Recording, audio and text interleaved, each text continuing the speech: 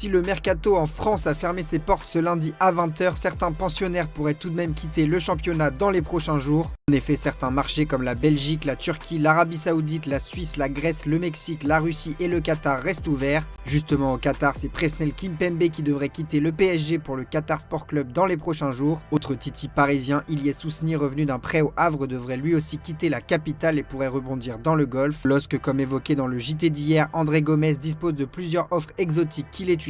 Chez le voisin nordiste, l'énigme Johanner Chavez est en partance et des formations de Jubilair Pro League sont intéressées par l'équatorien de 23 ans. Dans l'Est, après un mercato record, Strasbourg devrait laisser partir Sékou Mara, désormais rétrogradé dans la hiérarchie des attaquants. Selon nos informations, Anderlecht et le FC Bâle sont sur ses traces. Pas loin de l'Alsace, Tchèque Sabali attend qu'un club satisfasse le FC Metz, toujours très gourmand. Middlesbrough s'est cassé les dents et l'ailier gauche sénégalais de 26 ans pourrait rebondir au Qatar. Du côté de Rennes qui a fait partir 26 joueurs, on espère 2 départs dont Christopher Wu. Sauf incroyable retournement de situation, le défenseur de 23 ans va s'engager au Spartak Moscou. L'attaquant turc de 23 ans Bertu Kildimir pourrait quant à lui tenter de rebondir chez lui et enchaîner un énième prêt après un exercice peu concluant du côté de Retafe la saison passée. Enfin, cap au sud avec l'AS Monaco qui cherche toujours une porte de sortie à Crépin Diatta. Comme révélé plus tôt durant l'été, l'attaquant sénégalais de 26 ans et le club de la Principauté ont trouvé un accord pour mettre un terme à l'expérience monégasque du joueur. Et Diatta attend toujours la bonne proposition qui pourrait venir de Turquie ou du Moyen-Orient. À l'OM, on ne désespère pas de trouver une porte de sortie pour Neil Maupay, Paul Lirola ou encore Amin Harit. Et l'opération s'annonce compliquée aussi bien pour les agents des joueurs concernés que la direction phocéenne.